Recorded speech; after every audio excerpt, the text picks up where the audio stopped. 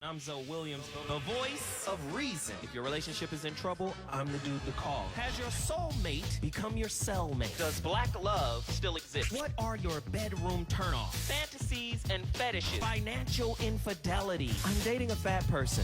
Are they worth the wait? Trust me, this gonna be crazy. How about the heavy stuff? The child wasn't his, and he still had to pay child support. It's a very heated topic. How was that right? Mama's baby, daddy's maybe. I just have so many questions I want to ask you. I just like to kiss a woman's ass. Is there something wrong with that? Damn. He told me he had a vasectomy. I'm pregnant. Betrayal has been committed. Hit you with the bad pipes routine. How does he maintain his humposity? He likes it when it pinches my neck. Why can't you open up, brother? I'm a karate man. Karate man rules on the inside. They don't show their weaknesses. Yeah. How do you write women so well? Zoe Williams, Reason and accountability. the voice of reason.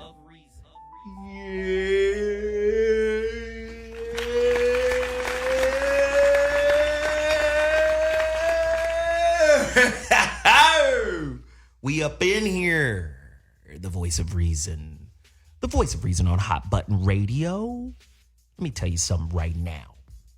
Hot Button Radio is a division of Dash Radio. How do you get to Dash Radio? Well, you got to download that app.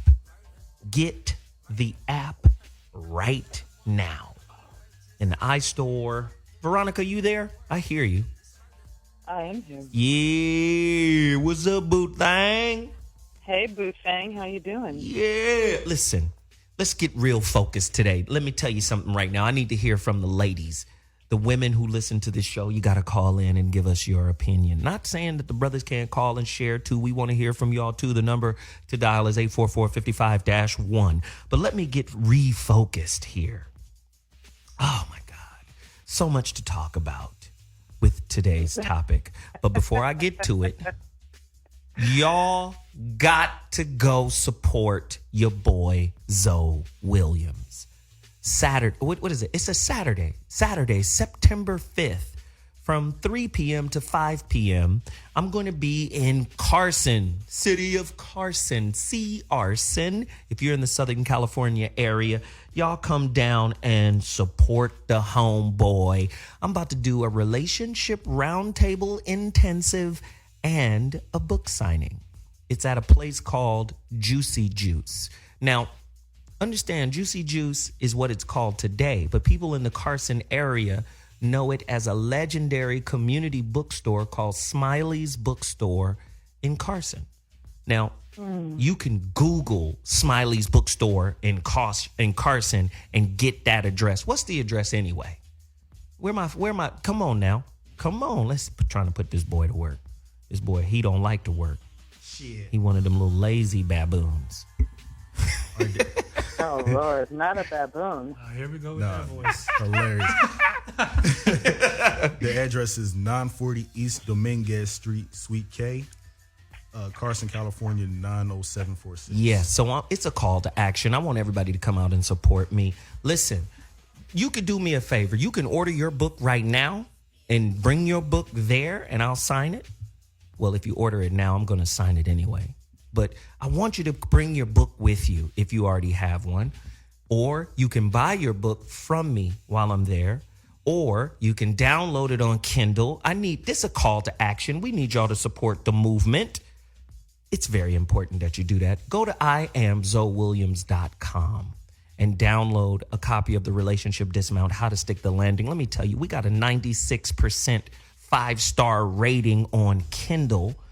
I mean, everybody is just showing me a lot of love, and I appreciate it. And apparently, the book is well written. That's what I keep hearing. Oh, it's a very, very well written work. So I appreciate that. Now, let me introduce my OG rider. No. Here we go, goddamn it. It's motherfucking Virgo season. Somebody got a birthday this Saturday. Yeah. Yeah. Y'all know who's on the line right now. Veronica Conway. Well, come on in and say what's happening to folks. We're here to talk about a topic that I hold near and dear to my heart, which is... Don't tell them yet. No, don't, not yet. All right. Let me do it, baby. All right. Listen, Veronica Conway been talking a gang of shit. That's how I'ma frame it. yes. She been talking a gang of shit, and it's been intriguing. And a lot of people have emailed me. A lot of people have reached out to me and said to me, wait a minute.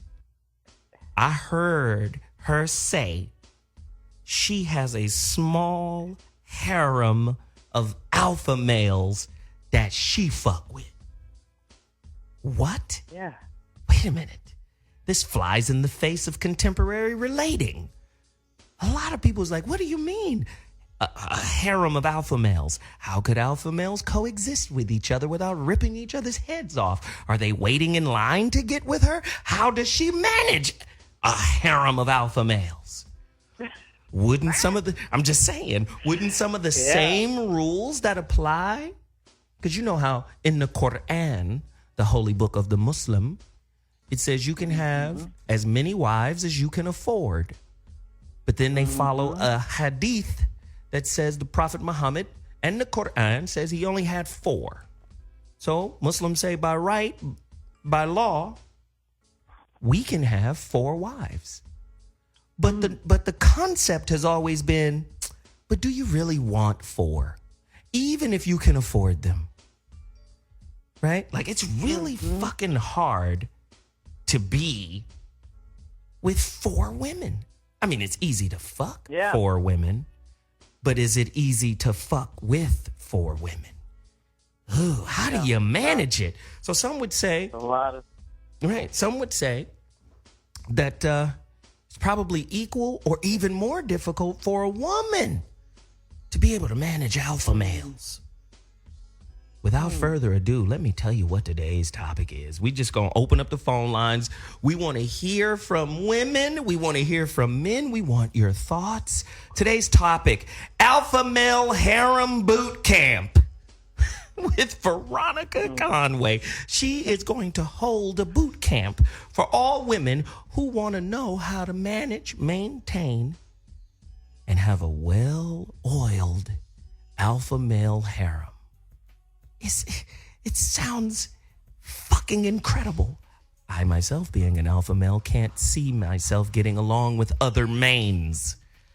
Oh, Veronica, talk to us about this shit here. Well, the primary thing that you have to consider in all human relating is whether or not, and can you hear me? Because I'm on a headset that's I hear you. So I just want to make sure that you can hear me. You sound Okay, delicious. good. You sound good. Let's go. Good. So it's about honoring needs. And so I think that one of the first things that we have to understand is that people, when they go into relationship, they go into this with this. When we go into like monogamy and marriage, typically, and there's a limitation on interaction, then we tend to put all of our needs in the basket of one person. And one person is never meant to fulfill all of our needs. It's just not how it's not how the universe is wired. But wait a minute. So I was just in an argument with a young lady. She's 30 years old. She was a track star. I was just in an argument with her. Well, no, not the track star, but the other young lady that was out here because I was developing this content. And she was like, women are genetically hardwired to be monogamous. It's instinctual. No. It's our nature to just want one man. Speak to that. That's some bullshit right there. Women are actually more sexual than men are. Ooh. It's just that women have not been getting interacted with sexually in such a way that actually evokes and unleashes their sexual nature. So women at their core are fundamentally more sexual, are less monogamous at their core than men. It's just that the church and the whole, image of Mary Magdalene and baby Jesus has shut women down and had them feel guilty about that. Now, I just want to know, are you telling me monogamy stifles female sexuality? What about the concept? Go ahead. Okay. Good. I'm saying unconscious monogamy does. In other words, if you are entering into conscious relating, I don't mean conscious in the way that they mean it today, like on the streets with like the conscious. I don't mean it like that. I mean with consciousness. right? I mean, with intelligence. I mean, with paying attention to what is actually in front of you. If you're paying attention to the reality of the person that's in front of you, then one of the things that you're going to do in sane relating is you're going to calibrate what that person actually needs, not where they're fearful, not where they're doing shit because of programming, not where they're doing shit to hide who they really are. You're actually going to calibrate what's in front of you. You're going to be conscious of that person. And I'm saying that if you look at a woman really, and you're really paying attention to her nature is ephemeral, it's sexual, it's highly vibratory, it's highly receptive. Wait, for our GED listeners, you're going to have to tell them what ephemeral is. Speak on it. All right. Ephemeral is just sort of light and bouncing all around. Like her energy is diffused. It's one of the challenges that men often have in communicating with women, is that she, by definition, is sort of diffused in her focus. She kind of can perceive all these things in the space at any given time, right? And a man is like, see the ball, hit the ball, right? That's how he's wired. And she's meant to be intuitive. She's meant to take her awareness into the entire space. She's actually meant, that's how she's wired. It's actually a gift if as a man, you know how to relate to it, and I'm going to dare say harness it. Because a conscious man that's relating with women actually knows how to take the way that she's built and turn it into power and not dismiss it because it's not like him. What about the concept that Ishmael, a follower here on Twitter, says females are scientifically designed for one sperm to be looked at as foreign, is what he said. Females are scientifically designed for one sperm to be looked at as foreign, right? I don't know what he means by that, but I think what he's saying is, first and foremost, once that woman is pregnant by one dude, she's off the market.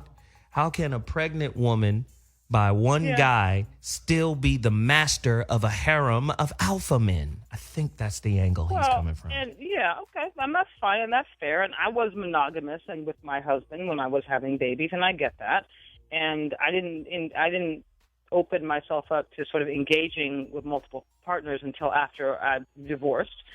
But the Chama tells a very interesting tale about that. He said back before there was this Eurocentric institution of marriage and monogamy, the village took care of the children, right? He tells a story. The village took care of the children. And so women could go and they could interact with who they wanted to, when they wanted to. And there wasn't this big concept called father, right? So women, somewhere in the village, there was somebody called maybe uncle. You called them uncle. That was the closest approximation, right? Because somewhere in that group of people may be your father. Because we've shifted to a Eurocentric view of things, which is fundamentally about property, about the handing down of property. Then the village, when the village collapsed, so to speak, then so did the natural nature around sexuality and relating. And religion has only served to be the sledgehammer that's like built it into, slammed it into people's brains so that they'd feel guilty about their natural instincts. If people were not walking around in such guilt about their natural instincts, the world would be a much saner place. So if you're going to drive a planet crazy and hold it captive, get it fucked up about sexuality and get it fucked up about women's sexuality. Because if the women aren't wild, then if the women aren't wild and free, then they're not actually, they can't be muses. They can't be inspirational to men if they're on lockdown. And so the men become locked down too. So if you want to get people jacked up on the planet, tie their sexuality up and make them feel guilty about it. So and are then you have telling a whole me fucking prison of inmates on this fucking asylum that we live on? So are you telling me that Christianity, the institution of marriage, all of the shit that we thought was real, that we thought was true, is actually stifling the woman's sexuality? It actually introduces the concept of guilt to her? Or some other people would argue, some other people would argue the opposite. They would say, listen, we need boundaries. Oh, if a woman is that sexually wild, maybe the mainframe or the infrastructure of being married to somebody helps her discipline those desires. If we let her just burn wild, she'd be a whore. How do we define that? How do we? Right. So here's the thing. So first of all, you have to understand that in Christianity, one of the things that the homosexual Catholic Church did way back in the day, the homosexual Catholic Church, let's not get confused about what that is. They decided to go in and rewrite the Trinity. If you look at it in terms of what Kemet says and any of the deeper religions that go all the way back, it's not the Father, the Son, and the Holy Ghost, which is by definition leaves the woman out of the equation. The Father, the Son, the Holy Ghost. It's really the masculine, the divine masculine, divine feminine, and God. Wow. That's the real Trinity. And so just by taking the woman out of the equation, right, because they wanted control, because I'm telling you, the homosexual Catholic Church, who began to propagate all this stuff, wanted the woman out of the picture so that she would be irrelevant. Because then you could begin to control her and her wildness. So we have to really begin to go back to the root of things and understand the origin of things before we we make so many decisions as knee-jerk, default, reactive decisions that have no they're not calibrated in any vibration of truth. Right? We have to begin to calibrate our ways of making decisions and viewing things in the vibration of truth. Let me ask you a question. And look for, go ahead. Let me ask you a question. Is the world really ready for a completely liberated woman? Like, what would the world look like if the woman was totally free to live the kind of life you're talking about right now? Because I know there's some women out there right now going, I don't know what the fuck Veronica talking about. That shit sounds scary. I know. It sounds scary. Right? Yeah. I mean, what would the world look like if the woman was allowed to live the way you're describing right now? Right. Well, part of the thing that you have to understand, so on this show, we've constantly talked about what the world looks like when the woman is running around in a masculine polarity, and how men have to battle her, and how the children have to deal with her, and the difficulty that happens with masculinized women. Okay, so let's just start there. So we know what it looks like when women are running around in a male posture, and how challenging that is for the planet. So now if you're talking about women that are actually orgasmic, and because of being orgasmic can reside deeply in their feminine nature, reside in their feminine polarity, then they actually get to not only stop running around and efforting so much and pushing so much and being so combative and being so ornery and being so, like monitoring of you, and it's like women get to just take it because when they stop being masculine and when they come into their right polarity, they stop trying to manage and monitor everything. But conversely, they also start being more about the furtherance of life itself. So they drop their egoic self, and they move into being about the community, truly about the community, truly about the raising of the next generation. So truly about being a thought partner to the man. They can do it in a far more effortless way than if they're running around trying to push and effort through everything in a masculine posture. Wow. So this is what I want to do. It would look a lot more beautiful. It would look a lot more sane. It would look a lot more peaceful. It would look a lot more balanced. So this is what I want to do, Veronica. Coming in and out of break, I want you to be able to give a tip for building an alpha male harem. It's even hard for me to say. I want you to give tips on how to do it. Because you have a harem of alpha males, right? So you'll be all right. Yeah, it's difficult for me to say because I just don't see myself like, yeah, that's our girl. Like, yeah, it doesn't. Go my harem, like my harem homie. We in a harem together. What would the world look like if every woman was Erykah Badu. What would it look like? 844-55. A lot saner. 844-55-1 is the number to dial. We're about to take a quick break, but I really want to get everybody's opinion on this. Get to your phone lines right now. Women, would you allow all of the men within your alpha male harem to know each other? Ooh, shit, man. Nigga, this is the Antichrist. This is some devil shit going on. Somebody need to save me right now. We'll be back. 844-55-1. Veronica Conway, Alpha Male Harem Boot Camp. She gonna teach you how to build yours. We'll be back. Hey, this is Zoe Williams, and you're listening to the Voice of Reason on Hot Button Radio. Man, oh Manischewitz. Oh, we got a crazy topic in here today. Let me tell you something about this topic. This topic is probably as vitriolic as, say, the same-sex marriage topic.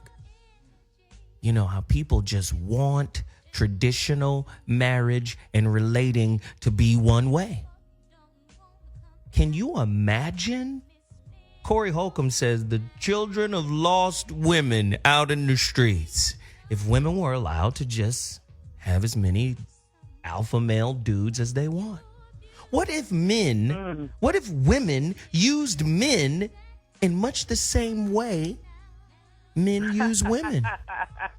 Right. Because listen, remember that record? Question. What's that record by Nas?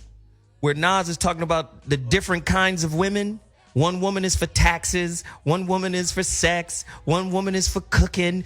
What if women turned the table and was like, one nigga for protection, one nigga for dick, one nigga for bread? Yeah. Huh? Yeah. I mean, but what's wrong with that? That's what I'm saying. What I mean by that is, but here's the thing. Okay, so you want me to give the tip, or do you want me to go in on this topic? I want you to give the tip. You wasn't even supposed to jump in on this part, but that's okay, baby. I'm sorry. But we do want the tip, though. Give us that tip real quick, and then you can answer the question. Yeah, I think the biggest thing that we have to really consider is that, and this is true of all relating, it's be honest. And so, let me just really drill down a bit on honesty. Because the problem that we have in our community about relating in general is that we're dishonest about what we need, what our appetites are, what our needs are, what our desires are. And so because we have been put in a position where we have to lie about them and take them underground, it fundamentally drives us insane. And the most important thing that happens around is sexuality, because sexuality is one of the most powerful energies on earth. So if you're lying and suppressing your sexuality to a partner, to a person, then you're sitting on a whole bunch of spiritual firepower that you could use to go out and create in the world. So what I'm saying is that honesty about this is not just about building the harem or whatever, being totally honest, but it also, I don't know how to explain it. It activates you because the firepower that comes out of the truth of that, there's a firepower that comes out of the truth of that activates your whole life because you stop suppressing your nature. So honesty first. But let me say this. First. Okay, so tip one is honesty. Yeah. But women, this is the shit that fucking drives me nuts about women. Women will claim to be the best at everything, but they don't actually do the shit they claim to be the best at. Like, they're the best at cheating, but we don't cheat. They're the best at lying, but we don't lie. The best at telling the truth, but they're still the best at lying. Like, it's just two fish. All women are Pisces. They're just two fish swimming in two different directions at the same time, claiming to be all this shit at once. So, first off, there's a lot of social pressure on women to be honest, especially about their sexuality. If a woman is honest about, you know what, while my husband was fucking me, I was thinking about the love of my life, who I'm not with, And I'm with safety nigga here because he has more resources and, he's a safer bet. Yeah. Okay. Right? I just believe the way it's set up, it's designed for women to live in comfort in the lie. The fantasy is comfortable. The lie is comfortable. Ladies, get to your phone lines, 844-55-1. Veronica wants to coach you on how to build an alpha male harem. You know you got motherfucking satellites anyway. Why don't you choose the alphas out of the satellites and put them motherfuckers to use? I have a question. That's so funny. I have a question. Can you have and maintain a relationship with multiple soulmates? Can one or more alpha males coexist in a polyandrous relationship? I think alpha males we gonna scrap. It's like lions. We're gonna scrap. I'm not finna share. I bet you Veronica's yoni is prime yoni. I mean Whole Foods yoni. This is Trader Joe's yoni right here, buddy. This is Gelson's yoni. I don't think this is Piggly Wiggly yoni. I don't think this is Kroger box. But watch this. I can project my yoni at a distance, which most motherfuckers will never really understand. Shit, I can project it at a distance across the planet. So it's listen, a little Veronica, bit, if I wake up with your energetic yoni wrapped around my schlong, I'm going to get on a plane. That's what's going to happen. I hear you, bro. I hear you. I just think these are some very incredible concepts. We got callers on the line. We're going to go to line 3. Okay. And if you want to bring your city into the building, get to your phone lines right now. Veronica's going to teach you how to do it. Larry from Birmingham, you're on the Voice of Reason. Holler at us. What's up, dog? What's happening, Mike? Not much. Now, I think a lot of women are not going to be able to have a harem of alpha males because a lot of women don't know who they are and are afraid to accept it because they've had a mom that lies to them and said, I'm happy when I'm actually not happy, or everything's going good when it's not going good. And like Ms. Conway, I like the fact that, because see, what it is with you actually, like, I've heard one show, you actually said something about your daddy's issues and everything else, but you accepted and you moved on and you know who you are, so that's why you can have that and other people can't have it because they are afraid to accept their faults and able to grow. So I think most of these women are living off of the societal pressures of what everybody wants them to do, so that's why they change the time. Like, at one time, a lot of times it wasn't possible, now it is. Now, certain small things, you see the change of time. So, you need somebody that's not going to change. So, yeah. Crazy. Hey, man, I appreciate the call, man. Y'all get to your phone lines right now. Ladies, if you want to build your own alpha male harem. Now, one woman argued me down and said the average woman would reduce. She would find out, it would almost be like a competition if she had a bunch of dudes. It would be like a competition, and she would find out which one likes her the most, which one is the most interested, which one shows the most, which one performs at the highest efficiency level, which one has the most, and then she would pick him over everybody else. Oh my God, that's horrible. That's horrible. And mind you, most of the girls who said this were, what were they, 30? Like from 27 to 30, very young girls. Yeah. So I need to know, like, why would an older woman see having multiple men as an option? Like, oh wow, this dude can do my taxes, this dude can fix my car. You understand what I'm saying? Well, would all of those relationships be sexual, or would they be more companionate? So there's two things I want to speak to. I want to speak to what the caller said. I want to speak to what you're saying, and I'll try to be really succinct. So what the caller was saying was really profound, which is, in other words, in this space, you have to kill your ego, but you should be doing that anyway. In other words, you have to kill your ego. You have to kill the inner part of you that's like me, mine, what about me, mine. And when I say that, that is a deep and fucking painful and torturous process because it's, and I haven't done it yet fully. In fact, I came close to an ego death with Nachama and backed away from it because it was so terrifying that it felt like death. So when I talk about ego death, it is no joke. And so that is something that has to happen to be able to, in other words, because when the ego's in the way, then it's always looking at everything in terms of how everything serves itself, right? And so men do that and women do that. Like, we look at how does it benefit me? What about me, right? So if you're talking about now a woman, so I want to speak to that, but you actually have to be in some process that is killing of the ego, and then you become an availability. I don't know how to explain it. It's like taking off an ugly suit or a mask or an old skin or whatever, and you become sort of available and new, and you can see the world differently. So that's one thing.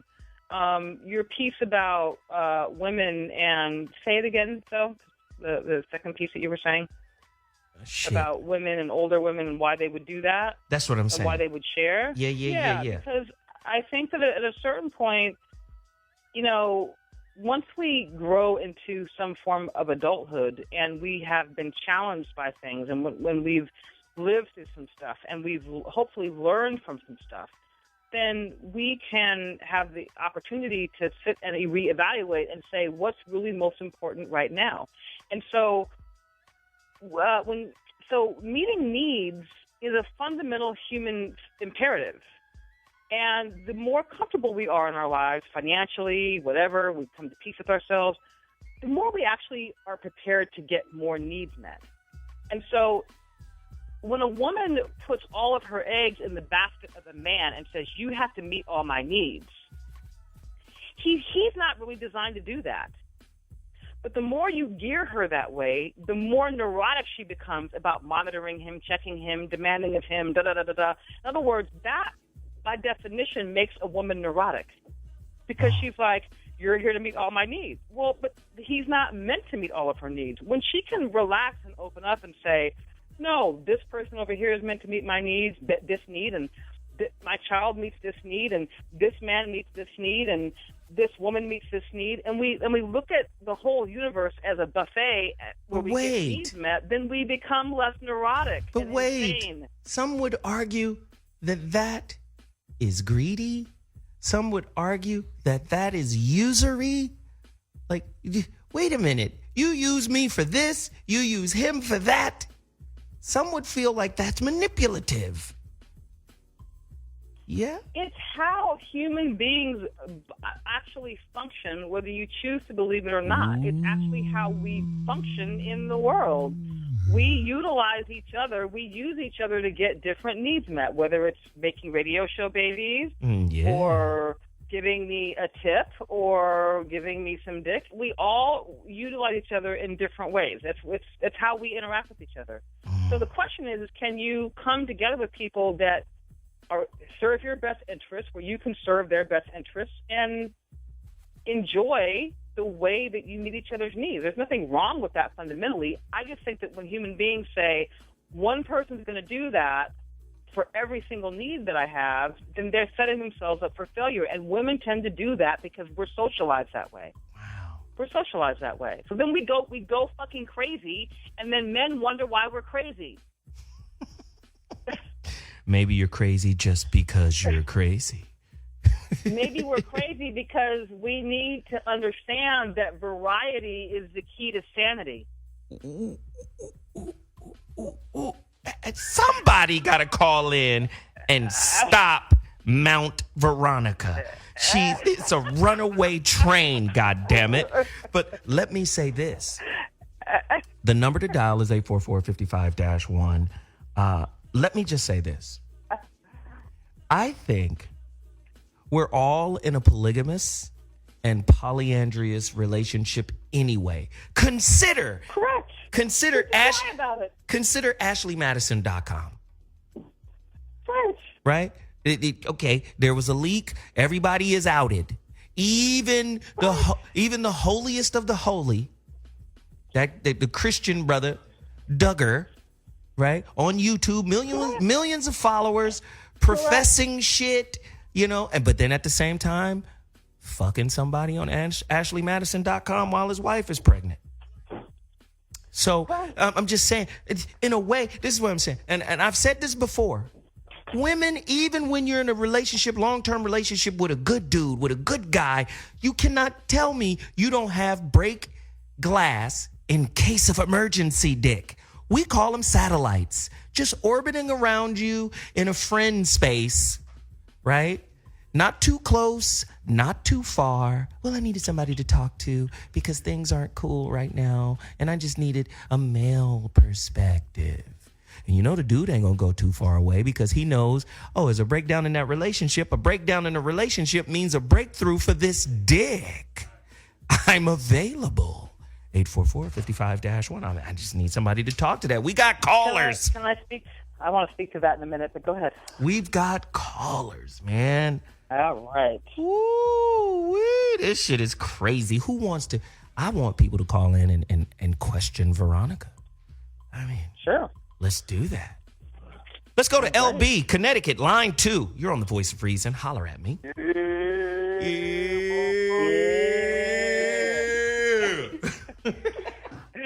Yikes. Yeah. Going off of what Veronica just said when she's talking about how women are looking at men and saying you need to accept and be there for all my needs, I think that's the problem with that mindset. Yeah. I think women going into a relationship thinking that this man needs to fulfill all of my requirements is never going to get you anywhere. You never will find someone that is exactly what you want.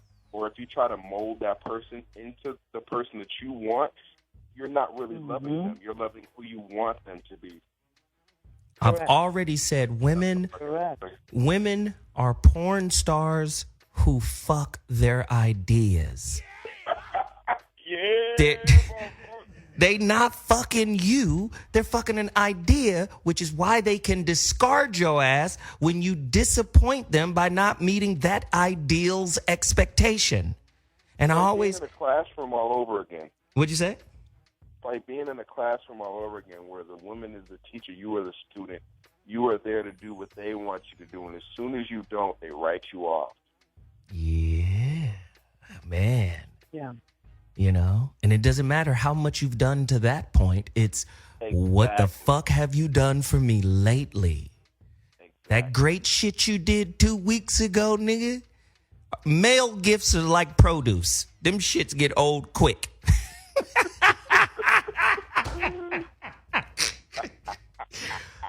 What do you got to say about that, Veronica?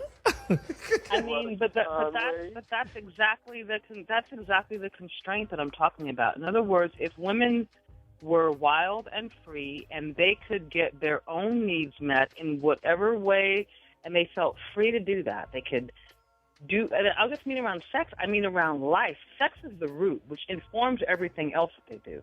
But if they can get their needs met, then why do you have to sit and hanker about a dude's attention?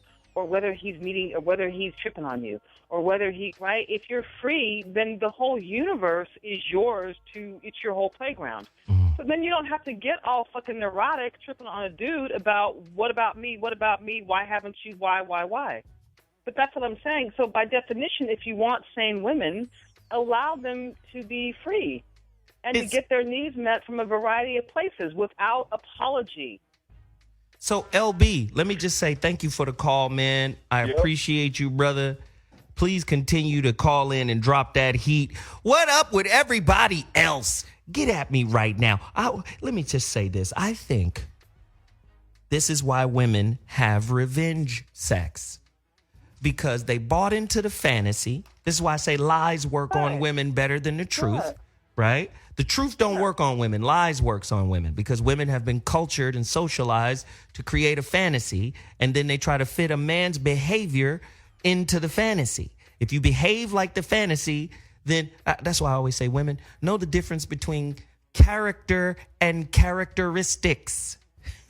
Just because a motherfucker behaves a certain way doesn't necessarily mean he is the behavior, right? So You bought into the fantasy. He behaves the way the fantasy script is written, and then you think he's the one. Well, I always say, listen, if a man is living his truth, then that's going to make you rewrite your relationship narrative, right? Because a lot of the narrative that we work on is a social narrative, right? It's just this. I was raised like this. I saw my grandmother. I saw my mama. This is how we do. Right. But if a man who's living in his truth and is unapologetic about his truth, this is why I say it's very difficult to have 5 of them niggas. But so watch this. But the reverse is equally true. When a woman is living in her truth, when a woman is actually living in her truth, first of all, alpha males cannot help but flock to her. But here's the thing, and let me just say this and bust some fucking mythology out here, because most women are running around and they're so attached to this vision that men are not monogamous, and how do I get him on lockdown, and how do I control him, that what they never put to the test is how a man deals with the conversation about non-monogamy. Ooh. So I'll say this from experience, is that I've dealt with some very powerful alpha males, a category of one, some of whom you've seen on TV or whatever. Mm-hmm. And inevitably, when I'm like, cool, and they've all been like, I've been with a bunch of women, but I lie about it. I've lied about it. I'm like, okay, well, that's how you did that. I have my own scenario set up here, and it's not a bunch of men. I'm not promiscuous. I have long-term relationships, but we're going to be honest about this, and this is what's actually happening. And let me tell you something: most men that are geared to being non-monogamous but lying about it come into a scenario where there's some fucking truth going on about non-monogamy, and their little penises shrivel up. They do because they're because that's. So wait a minute.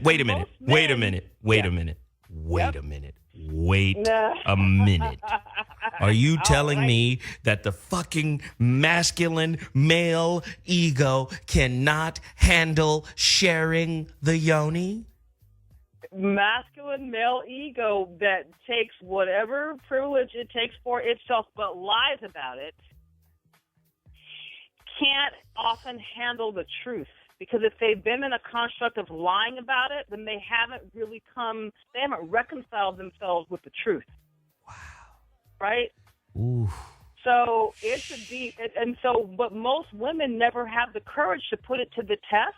Because let me tell you something, putting it to the test not only challenges them to their real masculinity and their alpha maleness, but it also challenges you. It challenged me as a human being, because to stand so fiercely in my truth and be non-negotiable about it and let the chips fall where they may and honor the most core energy that runs in my life, it changed my life, because everything opens up to you from the space of really being in your truth. And I'm not attached to what the truth is. I'm just saying whatever yours is. So you're telling me, let me just be clear. Yeah. Let me just be clear right now. You're telling me this whole marriage and bridezilla and all this bullshit is a Travis shamockery, and a woman plays the game so she can have some level of transgenerational wealth and stability, but really on the backside of the game is satiating her powerful sex drive by cheating?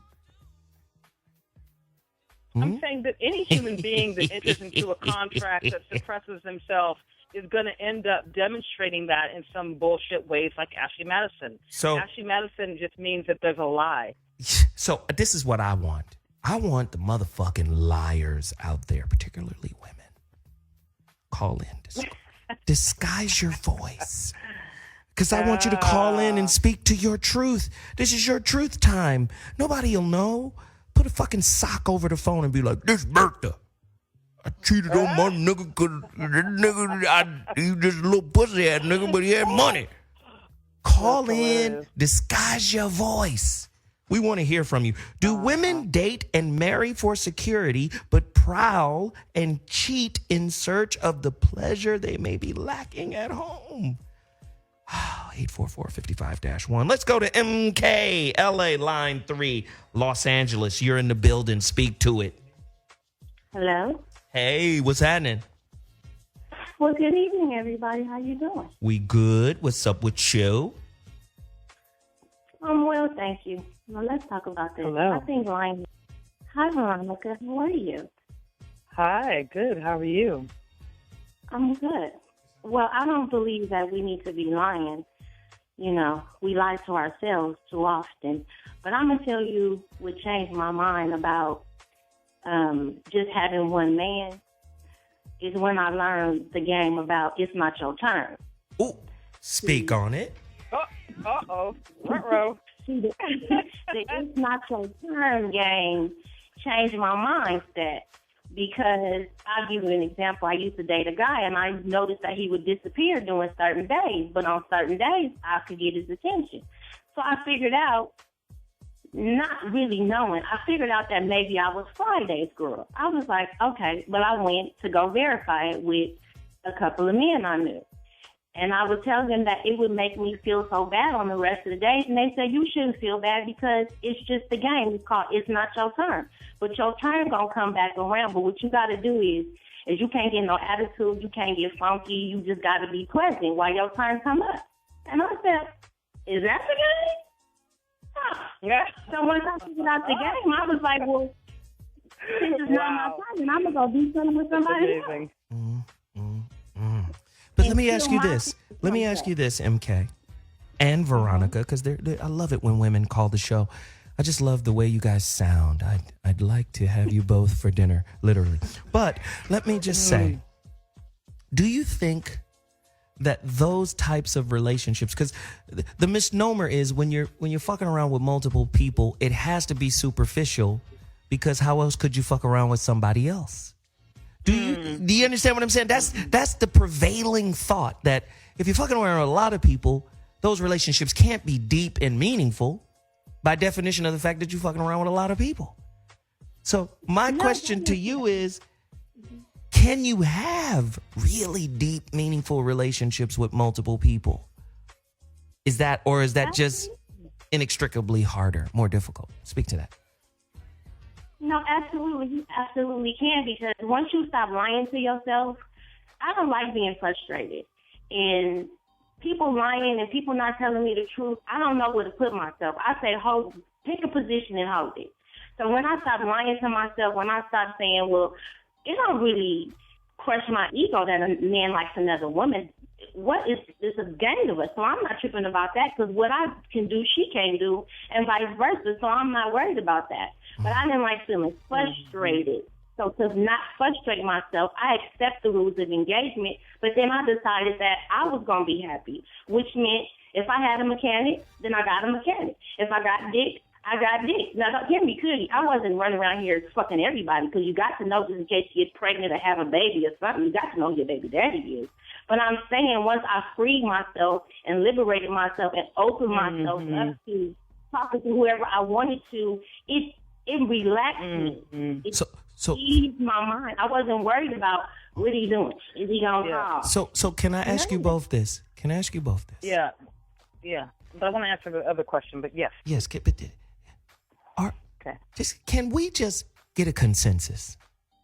Are women lying to themselves more than they are being lied to, which in turns magnifies or magnetizes the liar to them? Are they lying to themselves more than they're being lied to, because the first lie, which is to yourself, is magnetizing the liar into your life? And I come with that because somebody hit me on Instagram just right now with a quote. They're listening to the show. A quote from Muriel Ruckser. I don't know how to spell her last. Rukeyser. The quote says, "What would happen if one woman told the truth about her life?" And then the answer is, the world would split wide open. Good. So I'm fucking seeing that most women are fucking the goddamn impetus for the lie that they're experiencing in their lives. Can y'all speak on that shit? I'll speak on on it. I'll speak to it. So, Speak on it, pimp. So it speaks to what you're saying right now, and it speaks to the question that you had earlier, Zoe, which is intimacy. Like, can you be intimate with more than one person and have true, deep intimacy? Intimacy, by definition, means truth. Sort of by definition. Wow. Right? It means, so if we're really, so the more truth you tell, the deeper you can go in terms of your human connection.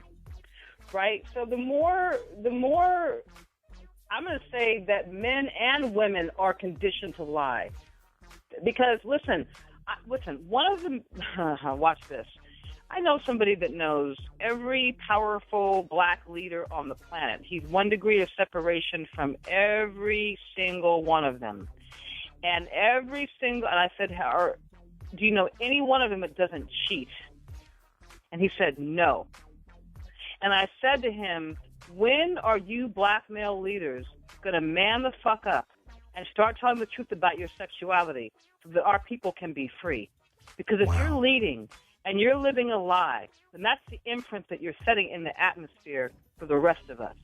So so it's all about the truth, like whatever the truth is. So, and let me get MK's thought on that too. MK, you there? Okay, there you are. Go ahead, baby. Yeah, I am. And it's me, K. Me, K, you in L.A., girl. You better watch your tone or I come see you with this Billy Club. Huh? Speak on it. Know what? The lies is, first of all, if you keep lying to yourself, then that's going to make you crazy. And the more you lie to yourself, of course you're going to attract people that's lying to you. If you're lying to yourself, that has been the most detrimental thing that I've ever done to myself, was to continue to lie to myself. And in lying to yourself, you miss out on some of the most dynamic and supreme love that you could ever have. Yes. You understand what I'm saying? Yes. Because yes. I have attracted and magnetized, and whenever I am truthful with myself, I can't keep people off me. You understand what I'm saying? And you're able to cause men to be in love with you just with no... I hear me clearly, and this, you can take this way you want to. I done had uncles, cousins, brothers, all in love with me, and I ain't ever had sex with none of them. But that's how powerful when you stop lying to yourself. Right. Girl, you better contain that yoni field. Right. No, it's true. It's true. I feel a It's shift totally in the true. force. Totally true. Listen, we got to take a quick break, but today's topic, the Alpha Male Harem Boot Camp with Veronica Conway. She's teaching you how to build a harem of alpha males, ladies. Can you deal with it? You know you got a satellite of bootleg niggas floating around you anyway, waiting for your boyfriend to fuck up. So why not learn how to build a team of strong alpha male lions, huh? Do you want to do it? Call us at 844-55-1, the voice of reason, hot button radio. Dash in the building. We'll be right back. Boy, I tell you, today's topic is crazy. It's fucking bananas right now.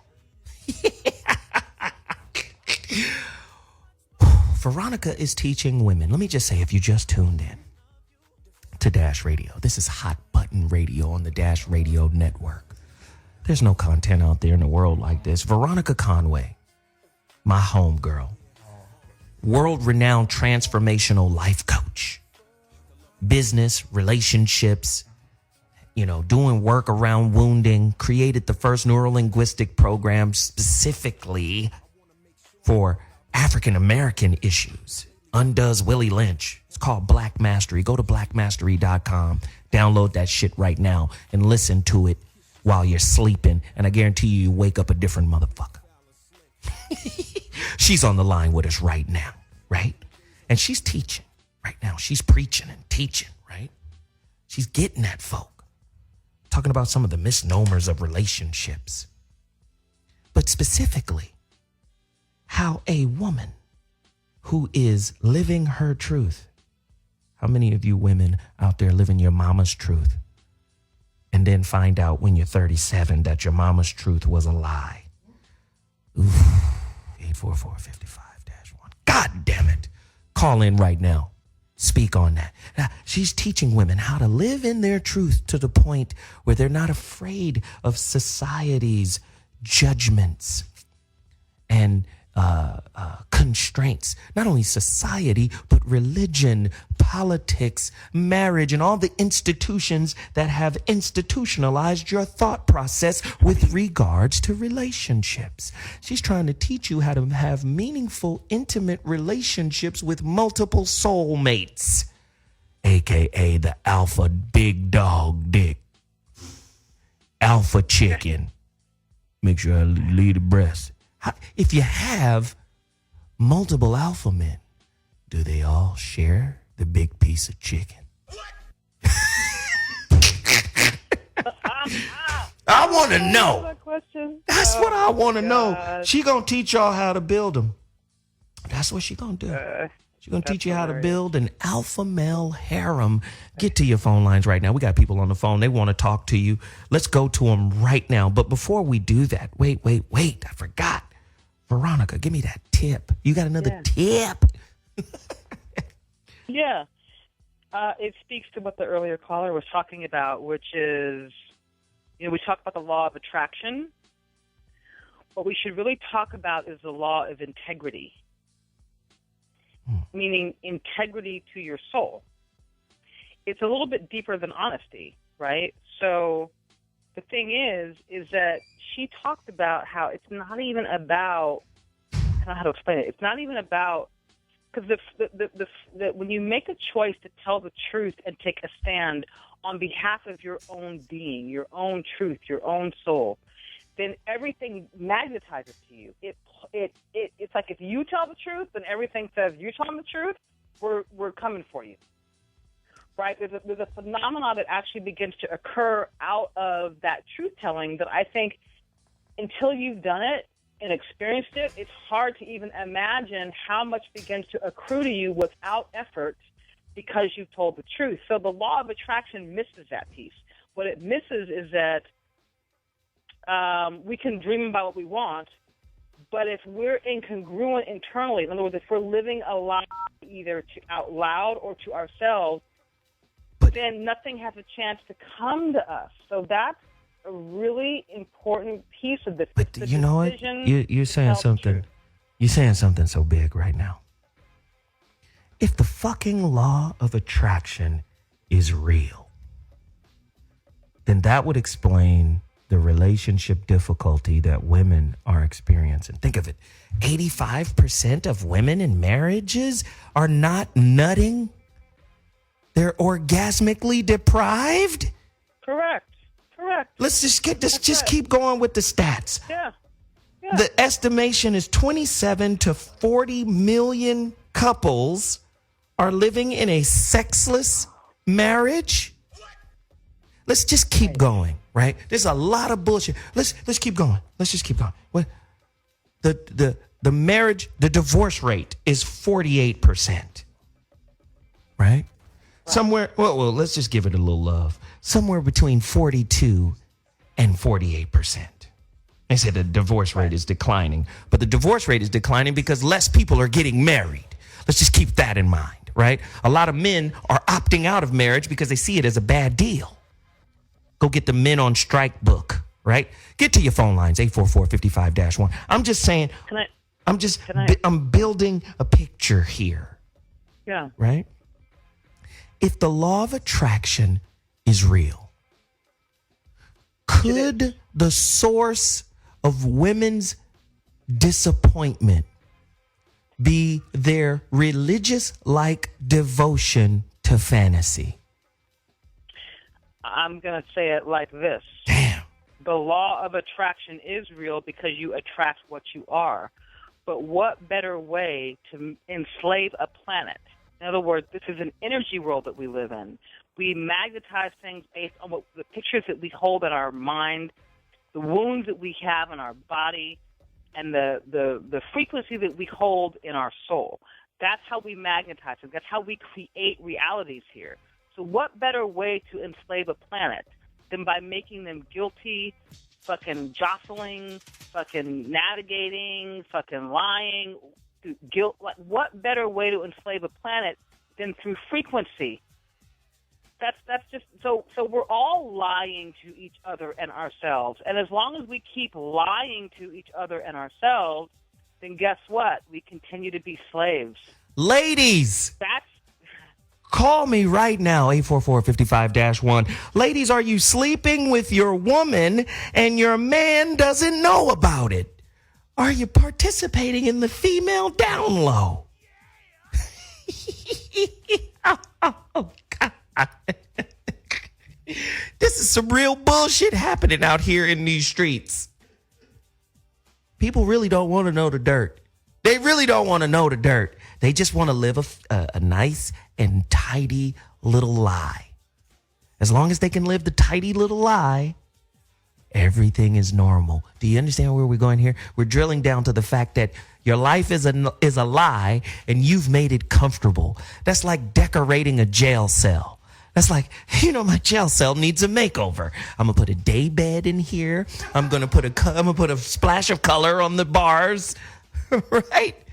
And that is your comfort zone. Tell me I'm lying, Veronica. Do women marginalize their intuition in favor of social benchmarks, societal norms? Yeah, of course. That's a part of the programming, because if you train the woman out of pocket and you train her out of her nature, then she broadcasts to other women, just like we share our menstruation and our cycles. We vibe insanity or sanity from other women. So yes, so that's the way to play the woman out of pocket, is to get them crazy and get them tripping, and then they transmit it. Okay. But here's the thing. Here's what I will say. Men have got to stop tolerating it. In other words, if a man is going to be sane, then two things he's got to do. He's got to stop lying to his women about his own sexuality. He's got to tell the truth. If you're going to be alpha, fucking tell the truth. You're going to be God, tell the truth. Whatever it is, let the chips fall where they may. You'd be surprised at what women will do if you're a stand for your own truth. So that she can stop reacting to your lie, you tell the truth. That's one thing. And then secondarily, he's got to have the ability to lovingly, willingly check her lovingly when she's sort of off the ropes a little bit. Because he understands the environment. He understands the environment that she is being bred in. But what happens? An insane planet. But what happens when you trying to check an insane woman and she's like, "Who the fuck is you talking to? And who is you to be talking, nigga? Get your shit together." What happens when you try to check her and that go down? Here's the thing. Let me say this and still be loved. If a man doesn't have enough innate alpha male authority, womp womp.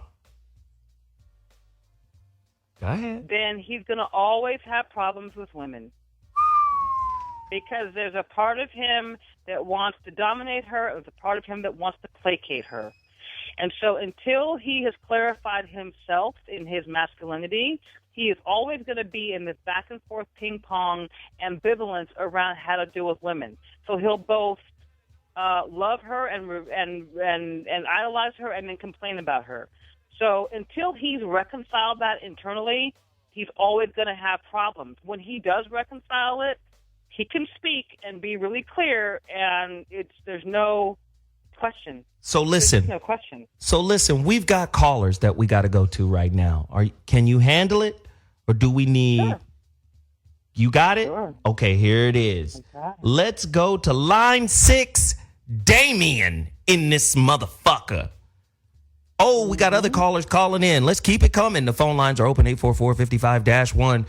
Damien, speak on it. Damien. Yeah. What's up, man? Yeah. I got with the fucking music. Anyway. It's gonna be here forever, nigga. I got it. I like Veronica, but in this, I completely, wholeheartedly disagree with this entire theory. In a vacuum or in not as a collective, this may work for her. I mean, obviously she's had it, but I don't know what kind of functioning society you're going to have with a polyandrous approach to unions. I really don't know, because usually in those societies where it's practiced, it's either due to male absenteeism, meaning a high mortality rate.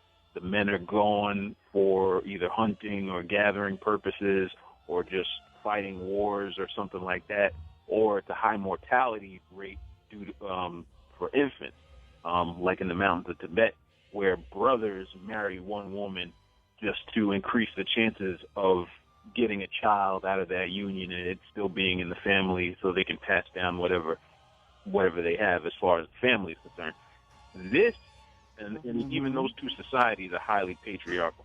And this is like a highly matriarchal spin to it, and it kind of doesn't even make sense on a collective level. Yeah, I know though you don't like society, like you don't like the present structure of society. You always want to question it, and that's cool. I understand that, but at the same time, when you just look at nature, how many lions, how many alpha male wolves are sharing the feed? Like the alpha male has multiple females. They have. But wait, whoa. Okay. Some would say that a pride is matriarchal.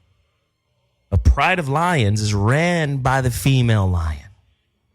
The male lion is a security guard and dick. Correct. That's what the male lion is. Correct. He's a security guard and dick. That's it. Correct. Okay, but does the female challenge the male? It ain't even about challenge. It's come in here, fuck this pussy, get us pregnant, and we run the rest of this shit. Oh, some other niggas is coming through, and no, but wait, look how it breaks down. Some other lions are coming.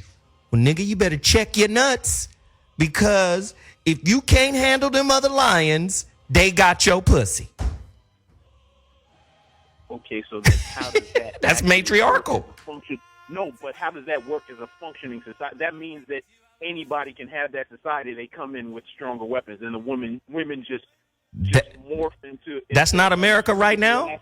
That's not America right now. Who got the biggest balls in terms of bread, in terms of power? That's not how we interface right now. Well, when you're talking about America, you're talking about a white patriarchy. It's built on a white patriarchy. So, whatever semblance it has, you're talking about white men promoting white women to increase or to sustain their white power through their white children. That's exactly what it is. The women are promoted through their media. They have control of that. They control the narrative and it's white men that are doing it. So It's a patriarchal society, man. I love it, man. This is good.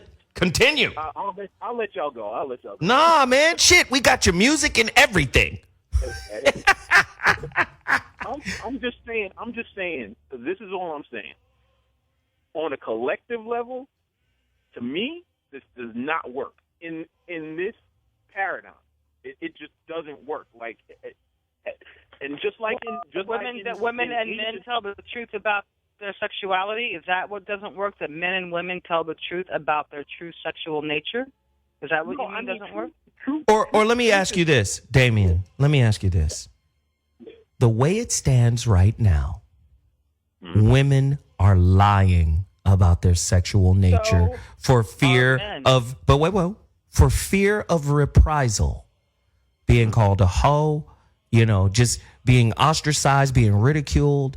They're covering it. We know men are too, but the point that I'm trying to get at is, are you okay with marrying a woman who is lying about her true nature, sexual nature, her real desires? Maybe she married you because of your wallet. Maybe she married you because of your family. Maybe she married you because of how you're positioned in society. But really, you'll never know if she really wanted you or not. Are you cool with that? Because that is a byproduct of the culture she lives in today. Yes or no?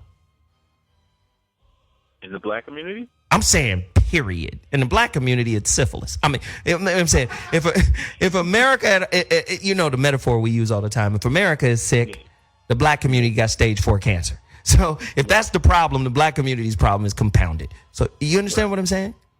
No, I understand what you're saying. I would just counter with this: that the black community is completely matriarchal at this point. So any kind of mindset that me as a black man, if I'm marrying a black woman, her mindset is already going to be matriarchal. Her mindset, she's coming from space. This is good. Already, man, like she's already taking control. She's taking control in her income. She's taking control in her career.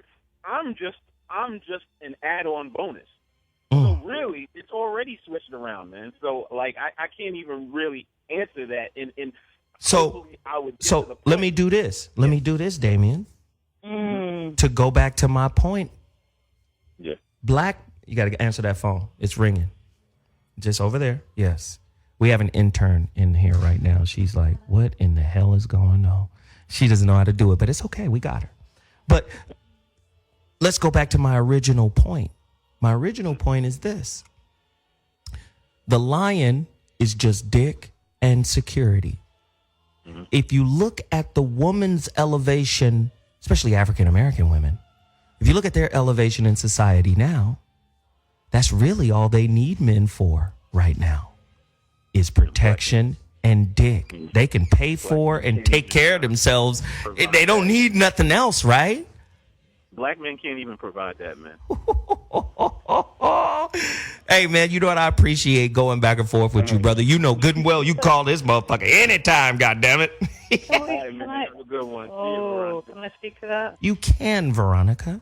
Okay, so I think that what you're speaking about in terms of women, like, you know, only needing men for dick and whatever, and us paying the bills, is what you're defining is a culture that's just in survival mode. Right. It's just we're just surviving. So that's great. That's what we've been climbing out of for the last 40 years since Jim Crow ended, since the 400 years with for slavery. We've been climbing out of this completely destitute state here in America, right? But yet we experience a better quality of life in many ways than most blacks globally on the planet, right? Because of the leverage that America creates. So here's my proposition. Rather than bemoan the fact that the women are kind of getting ahead right now because we know that these motherfuckers are pounding on the heads of black men, it's like, if we were to have a bigger picture for ourselves, a bigger vision for ourselves as a community, then it's not about whether or not we're in survival mode and she can get a job and he can't. It's about how do we come together collectively and build a fucking nation. We have to have our attention on nation building at this point. And whatever the sexual configuration is, whatever, it doesn't matter, because the point is the nation. The point is the vision. And all I'm saying is if you're going to build a true nation and not have it be a bunch of bullshit, then you have to, then the foundation of it is truth. The foundation of the nation is truth. So, right? So if we're going to come back together and build from whatever condition that we're in, we have to tell the truth. Otherwise, it collapses. And they know that about us. We just don't know it about ourselves. That's the problem. We think that lying is cool. Can I tell you the truth right here, Veronica? Yes. Our truth has become inappropriate for our success here in this societal construct. What? Am I bullshitting? Our truth. No.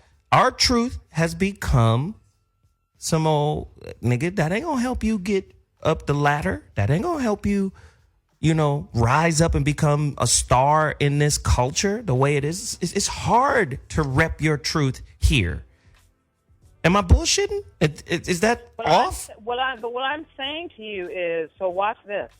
I'm saying to you out of my direct experience and those that I coach and mentor. Mm-hmm.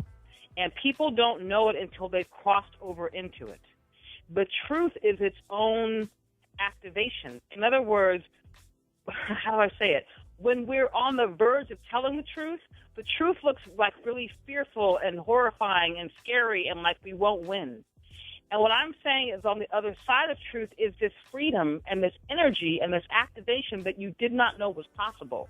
And I'm saying that we have to have the courage to do it no matter what we think the blowback will be. That's the definition of truth. It's telling the truth without fucking apology. And so until we do that, we're always going to be sitting and peering on the edge of this America. We're going to be peering on the edge of humanity, wondering why we're not getting ours.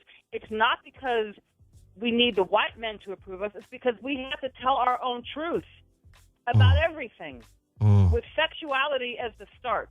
And when we do that, the universe will reward us in kind. But not until then. Not until then. Wow. This shit is crazy right now.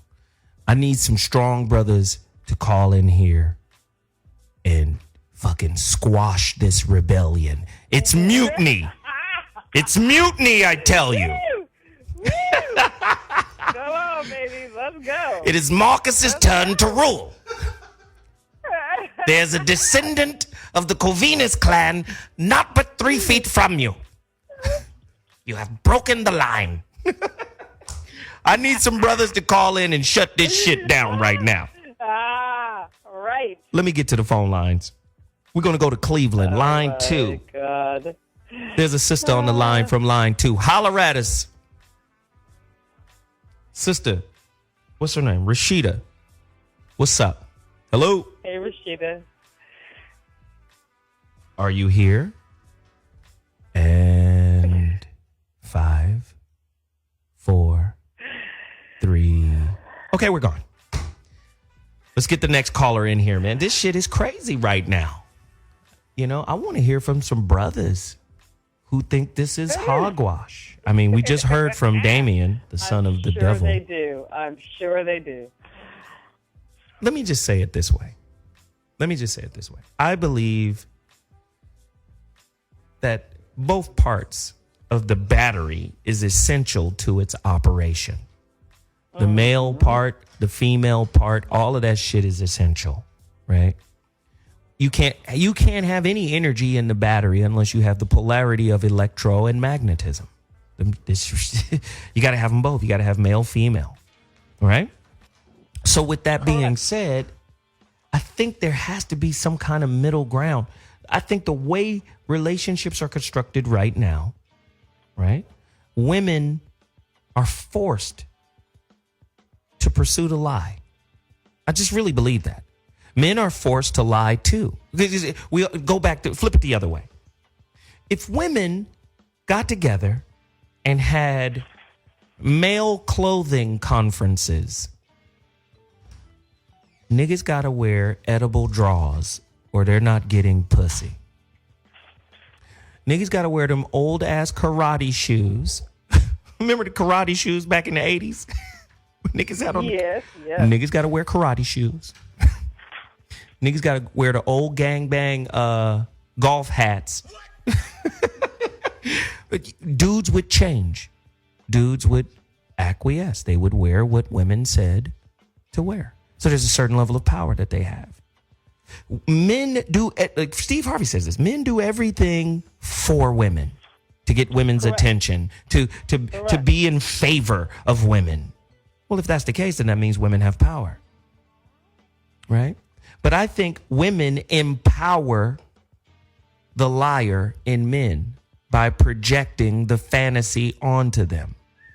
What men then do is mold our behaviors to your fantasy. So whenever a woman, I always corner women. What speaks louder? Actions or words? Most women be like, actions. Well, that's how we lie. Behavior is a form of communication. And then what do you get from our behavior? You get an ideological confirmation. Wow, he pulled out my chair equals he's a gentleman. Know the difference between character and characteristic? Your intuition is locked into a motherfucker's character. But the social norm and the standard is locked into the characteristic. Oh, he's dressed nice.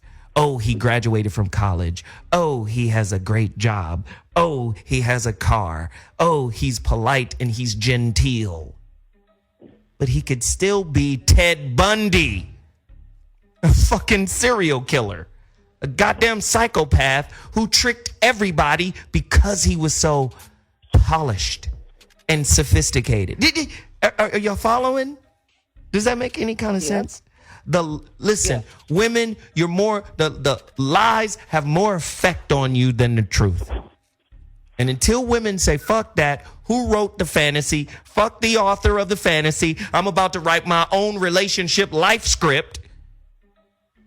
Because men are in autopilot. We're on autopilot.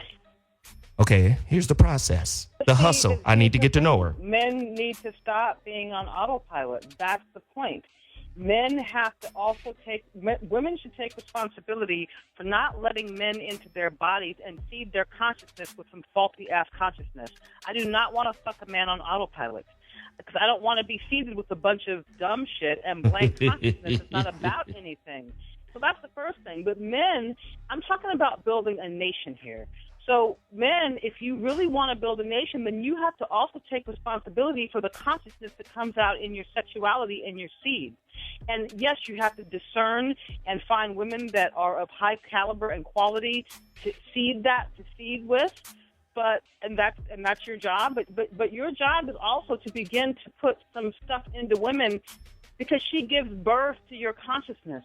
So you can look at the black community, let me say this and still be loved, and look at the condition of our women and understand that she's giving birth to the black man's consciousness. Interesting. That's what you see. That's what you see globally. But see, that goes back to the point. That goes back to your point. You've said this on other shows. Check 72 hours after you've had sex with a man. Correct. And you've exchanged his energy. Correct. He's seeded something in you, and then you begin to project something else out to him. Correct. So I agree that women have. I'm wholeheartedly in favor of women taking responsibility and accountability for what they let into their body, into their consciousness. It's why I became so deeply discerning. I had to, because I didn't want to go crazy anymore, and I understood that my choices were making me crazy. But at the same time, I'm going to say that black men, if you really want to get down and beat this system at its own game, then you have to use the power that God gave you, which is the power of your testosterone and your alpha maleness and your God creatorness and your consciousness and your spirituality and all of that. You have to actually begin to gather up the resources that God gave you and use those. Yes. Intentionally. But it does not come from calling women bitches and hoes. It just doesn't. They can't occupy the same space. Hallelujah.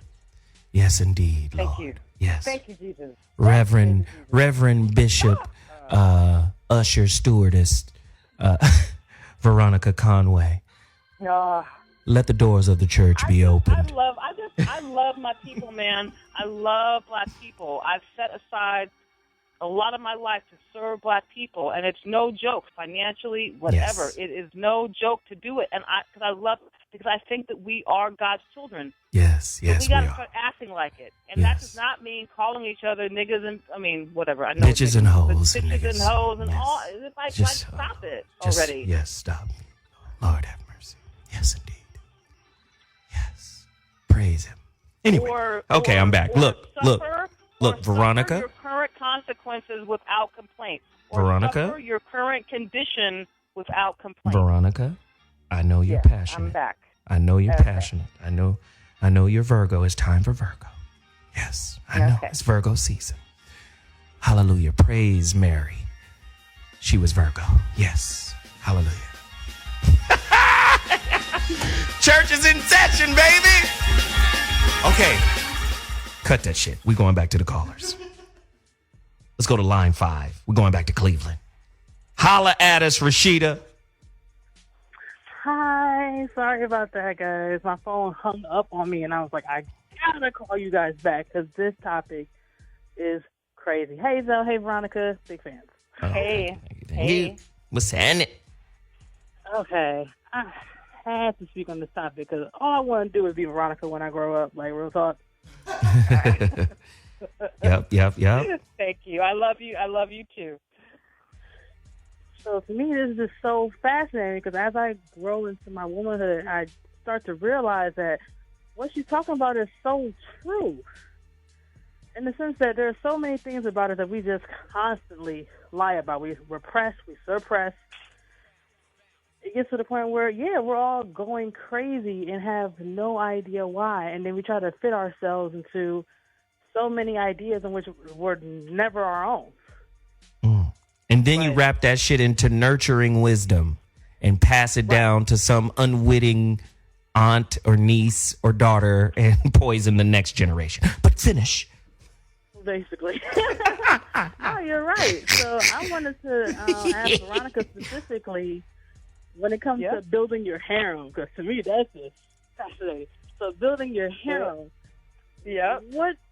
what do you specifically look for? Or I guess you don't even really look for anyone when it comes to building a harem, but what qualifies the man to be a part of your harem, and why do you let that person to be a part of it? Because to me, if I'm going to start building my own, I don't want no mess. I don't want no betas. I don't want no omegas. I want straight alpha males in my life to constantly feed me. And if I do have a child, I will never regret it. You know what I mean? I don't want that idea that I can, lay down with a man and I have a child, and then, a year or two, 10 years later, I'm like, this nigga ain't shit. Blah, blah, blah, blah. I don't want to go through that. So if I lay down with a man, what do you look for? What do you see in a man that says he should be a part of my team? Well, it's really funny. It sounds really strange because I didn't build the harem. It sort of built me. In other words, as I began to do the deep and heavy excavation work, I did it through hypnosis. I did it through timeline therapy. I did it through interacting with Pachama and energy work. I did it through all kinds of modalities. I began to deconstruct all the fear and pain in me. What began to happen is people would begin to show up in my space. Like, I magnetized people like Iyanla Benzan and Les Brown. Like, they would just show up in my space as I squared up with my fear, pain, shame, guilt, sexual fear. Like, Wait. Yeah. Go deeper into the definition of squared up. Meaning, and I've talked about this before, it's like when you go back to deconstruct your pain. I'm going to do a call tomorrow night about wounding. When you go back in to deconstruct your pain, you have to go back and face the pain so that it can leave. All the trauma, all the wounding, all the fear, all the sexual shame. I've had sessions with Pachama where for 3 straight hours, on the phone, by the way, I had it felt like fireballs of fear moving up from my pelvis, up my chakra column, out my crown. 3 hours of letting fear that was stuck in my body be removed. It felt like an orgasm at first, but then what was on the other side of it was this massive amount of fear that was sitting down in my body that I didn't know was there. And I just had to let myself process it for 3 straight hours. So squaring off with it sometimes is absolutely confronting it. And we have more fear and pain in a certain way because we've been terrorized on the planet as Black people. So first of all, you gotta get with that. So, but what I found is that what would begin to happen is then the alpha male would just show up and pursue me. And so then I began to qualify them based on whether or not there was real resonance. Oh, wait a minute. Yeah. This is big. So you telling me you can't have what you want until you become what you want. Is that what you're saying? Sounds right. Yeah. Yeah. Oh, shit. We got breakthroughs. You got to break down before you get to breakthrough, but we're going to get you there. We're going to break all that bullshit up. Rashida, we appreciate you waiting on the line. We appreciate you calling in. Thank you, young lady. I can't wait to hear from you again. Thank you. We're going to line 2. Chicago. Brian, you're on the Voice of Reason. Holler at us. You know what? I agree with a lot of things that Veronica's saying. But my question is this. Exactly. You know, it's always like, yes, sir. My question is this. Seeing how the women outnumber us by such tremendous numbers, why are we always talking about catering to them? Why Why must the world always be centered around what the woman wants? Right. Because gold bars don't go, hey, we need to be in people's pockets. Huh. Diamonds don't jump on our fingers. Yeah. Seeing how women are the majority, and okay, none of these women all these women keep calling in saying, I want an alpha this, and I don't want no beta, I don't want anything but alpha. Why are the alphas conforming to women? And I think it kind of goes along the lines of what Veronica was saying earlier. If men just step up, then we won't have to conform so much. And then we can create that nation and stop being a community of followers, following trends like calling our women bitches and hoes, wearing our pants off our ass, sitting around waiting on jobs instead of creating them. You know what I mean? Wow. Yeah. That's, Amen to that. Amen to that. And that's hot monkey knuckles. Alphas don't have to conform at all. In other words, there's not a man that I've engaged with that hasn't said to me, I mean, and I'm going to say demonstrated to me in patterns that he is grateful to be in my presence. And so there's no, I don't know how to explain it. There's no hijacking or pressure or ultimatums or you got to do this, or it's just none of that. It's just more like, do we get to share space together without a bunch of trippiness? And most alpha men, because so many women are trying to approach them all the time, if they're in a category of one, then they're constantly having to discern and feel into women and see what the truth is of women. Well, and first, so let me wait. If they register an alpha female, they're like, cool, I can relax now. I can fucking relax. But Veronica, you saying something? Not tripping. Yeah. You saying something really big, and I think we got to deal with this. The way women view alpha today is really what I call the relationship great equalizer. Back in the day, before a lot of gunplay, the biggest and the strongest dude was the alpha because he could whoop everybody's ass. And nobody wanted to exchange hands with him. But with the advent of the gun, even the little pee-wee punk motherfucker could now pull the gun out and equalize the situation. So the gun was the great equalizer. Well, so guess what now? The alpha man, which is really rooted in character, integrity, fidelity, all of these higher qualities, right? That alpha is now equalized by the social equalizer, and that is the punk motherfucker with money. The punk motherfucker with resources now looks the part of alpha. And women buy into the resource as if the resource is alpha until they have the beta male who has resources. And then find themselves sneaking around and cheating on this dude and potentially putting themselves in a position to lose all of the resources that they married into.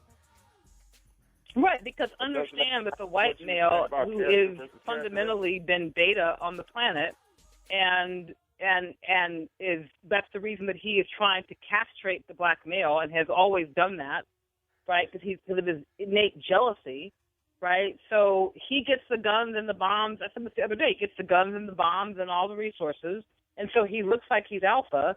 And so as long as we're praying to that and not the divine masculine, the temple of divine masculine, then we're always going to be fucked up. But here's the thing. If sisters are going to pray at the temple of divine masculine, then the men better be divine masculine. Wow. Listen, baby, we got a couple more callers. We got to get them. I want to go to Miami. Line 4. Let's do it. Hustle, man. What's up, people? Speak on this. I had to call in, man. Yeah, man. Speak on it. Hey, Veronica, by the way, go ahead and DM me that Harem application, you know what I mean? Yeah. So, I will do that, sir. I was listening to you go back and forth with Damien, right? And it seems to me like he's using society's sick measuring stick to basically compare the health of polygamy. And that kind of goes back to what you said about Christian Murphy, you know, the line that that you referenced from him. You know what I mean? You can't judge health based upon a sick society. Wow. You know what I mean? We have to look at some, yeah. Like I was saying, you remember last week? Well, not last week, but the last call I made, I said maturity has to be built into any healthy relationship. Right, It's the right. same, man. Integrity is intrinsic to maturity, so you can't leave one of the two out. Yeah. Wow. That's right. You understand what I mean? Right. Wow. I just want to leave one more tip for the sisters, right? The ones that are looking for a good man. Stop looking for the dude with the light on him and look for the dude with the light in him. Okay, shit. Fuck that. Let's get this hustle record going. Let's go. Let's go. Say that. Let's go.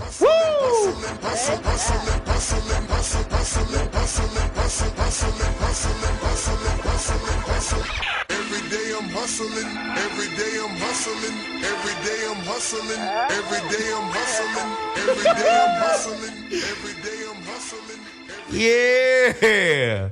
Don't smack niggas in the mouth with 9 inches of limp dick, then leave. That's the real. I love me some hustle. I do. Shit. That's a wise man. That's the That's real. a wise man right there. Woo. That motherfucker drop bombs. Yes, yes. That's what you. Hey, shit. That's what you got to do. Don't look for the nigga with the light on him. Look for the nigga with the light in him. Hallelujah, Jesus. Amen. It's true. It's really, really true. Speak in tongues on that shit. Wow.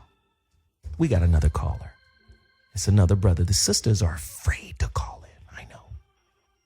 We had a few sisters call in and represent. We've had some good sisters. We've had some good. We did. I love the sisters. The sisters called us and told the truth tonight. So props to the sisters. Yes. How does an alpha coexist with other alphas sharing the same woman? I'm going to tell you, I might be an alfalfa because I only like Darlene. For the Little Rascals, I'm alfalfa. Hilarious. I only want Darlene in bed. Nobody fuck with Darlene.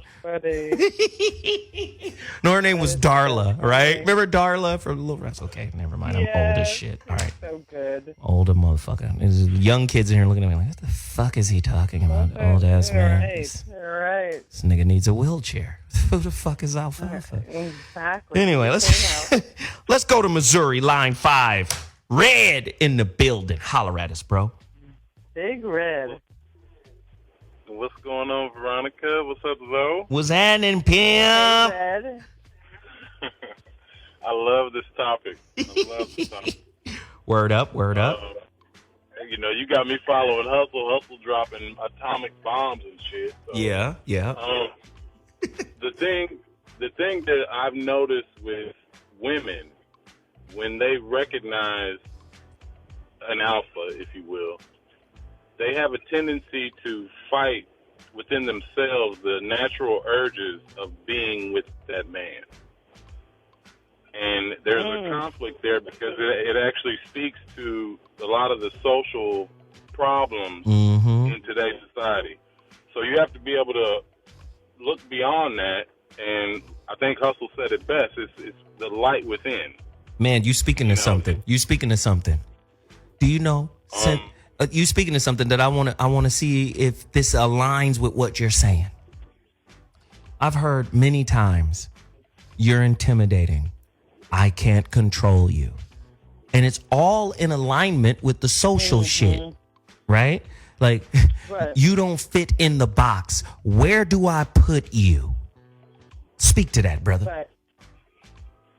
I think that hit right on the nail. Like, I have been told that, but the thing about it is I'm also willing to still listen and bring them in so that they have a better understanding of who I am. The problem is they want to control everything and anything that I do. That's not going to happen. But but would you agree, Veronica and Red, that fear and control are cousins? Oh, yeah. Oh, yeah. No doubt. Absolutely. Then they got a badass nephew named Ego. Them motherfuckers, man. They get together and just fuck whole relationships off. I'm gonna say that Mr. Red is one of the most profound brothers I've met on the planet, and I've met some very profound brothers. And he knows of what he speaks in the context of managing multiple women and just all that is. Like, he really knows his stuff. So I think that, you're talking about managing multiple people, that requires a certain emotional intelligence. I've talked to Red about this, where you have to manage jealousy and tripping and all kinds of things. You have to be very internally strong in your truth and be a broadcast of truth to actually manage like 5 women or multiple men. It's like it's more than just, can I get a bunch of pussy and dick? It's more like, can I manage the emotional texture of the situation? And I think that's what people miss. That's the work. That's the inner, deeper spiritual work if you're going to do that. Would you agree, Red? Wow. Thank you, Veronica. Hey, brother, I was going to ask you, if you had to share, right, with another alpha man, how do you get comfortable sharing a woman? It's not your turn. It's not your day. Nigga, it's Wednesday. It's Marcus's turn to rule. Well, it's Marcus's turn to hit. I'm just saying, how do you get comfortable with that? Because I don't think I could ever get comfortable with that, Pam. The big thing to think about, though, when you really want to, if you really want to sit on that, it's what it is you have to understand that your relationship with that woman is the relationship with that woman. The relationship she has with that other man, as long as he is just as enlightened, or he's teaching her, or they're reflecting off of each other, and it's in a positive light, I have no problem with it. Wow. My thing is, my relationship with her is my relationship with her. That's the same way it works with me with women. My relationship with her is not the relationship I have with you. So don't worry about what she's doing over here. Man, let me just say. But that requires no ego. That's an egoless state. Right. So, yeah. So look, we've got to bounce. We got to wrap it. Let me just say, man, appreciate you calling in. Hey, it's all good. Hey, man, shit, one of the best shows ever. Love this shit. Listen, it's about challenging you. That's all. Right? It's about challenging you. That's it. Nobody's right. Nobody's wrong. Fuck right and wrong. It's more about alignment. So challenge some of the shit we're talking about. Go get some books on open relationships, polyandry, polygamy, polygyny, Find out the difference between polygamy and polygyny, right? Go do the research, right? And then develop your own, become the author of your own relationship script. Shit's crazy, man. Veronica, where can they find you? How do they connect with you and participate in your coaching and all of that? Yeah, so veronicaconway.com. I am hosting an amazing teleconference tomorrow, which you're going to co-host, right, Zoe? Yes, I will be. Which is the Leave Your Limits teleconference. We're going to talk about how to transform your wounds into power for Black people. I'm going to talk about the wounding thing. There's been a lot of talk about wounding and trauma and all this stuff on the show. So we're going to do a little free class. And you can go to tinyurl, that's tinyurl.com/leave your limits. And that's going to be tomorrow at 5 o'clock. Excellent. So y'all should check that out. Excellent. And I'll just say this really quickly. If this shit was church, the best way to leave Brother Reverend Bishop Zoe an offering is to go to my website, I Am Zoe Williams, and purchase my hot new book, The Relationship Dismount. I'm going to the post office tomorrow. I'll be mailing them out. Anybody, listen, if there are 10,000 people listening to me right now, I'm just asking for 50 of you to go there right now. I'm packaging up books. I'll be mailing them out tomorrow. You will be getting them within 72 hours. Go order The Relationship Dismount, How to Stick the Landing When Exiting a Toxic Relationship, from my website, IamZoeWilliams.com. You can also get it at Amazon Kindle. I would love to keep it in the top 100 over there. Please continue to support the work. I'm getting a lot of positive reviews, and I appreciate that. Listen, we've got to bounce, but we'll be back Friday with a real special situation. I don't want to let it out, but we got another situation coming in on Friday. I can't wait. I appreciate it. This has been the Voice of Reason on Hot Button Radio, Dash Radio. It's what we do. I'll see you Friday. Deuces.